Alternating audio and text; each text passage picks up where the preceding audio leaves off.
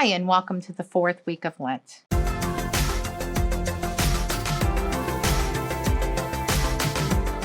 This Sunday, our readings are all about appearance and reality. That comes right from our first reading, where Samuel is sent to anoint one of Jesse's sons as the future king of Israel. Samuel assumes that one of the older sons, who are strong and well known in the society, will be the one to be anointed. But in reality, it's not. It's the youngest son who's out in the field, who wasn't even brought in to be seen by Samuel.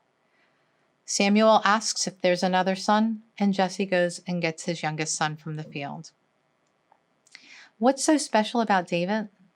It's that David had a heart that longed for God.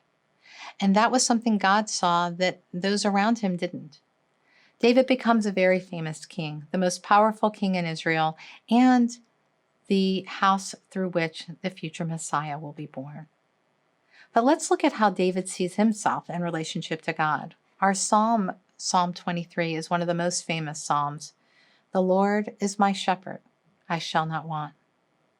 And this shepherd boy who became king doesn't see himself as the shepherd in this psalm.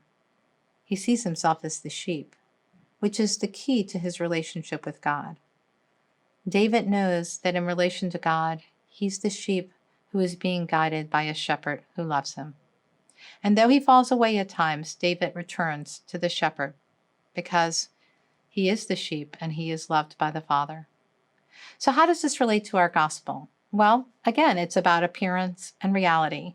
We have a man who was born blind, who was an outcast of society because physical ailments were considered to be signs of sinfulness. This man is physically healed by Jesus. And that physical healing is just the beginning of his spiritual healing. Because each time this man is questioned about his healing, he more profoundly and more excitedly proclaims who Jesus Christ is. His understanding of Christ grows with each statement he makes. He is the man who anointed my eyes and healed me. He is a prophet. But in the end, this blind man sees that Jesus is the Messiah and Lord of his life.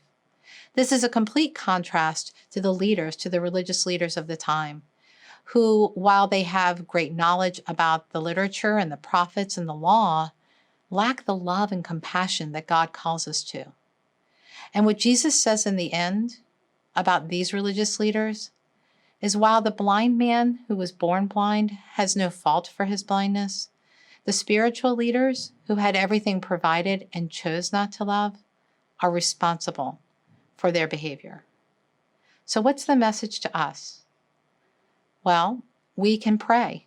Pray like David that God will be the shepherd of our hearts and that we will have our eyes opened so that we will see everything that God longs for us to see, and we will be sent to spread that word to those around us.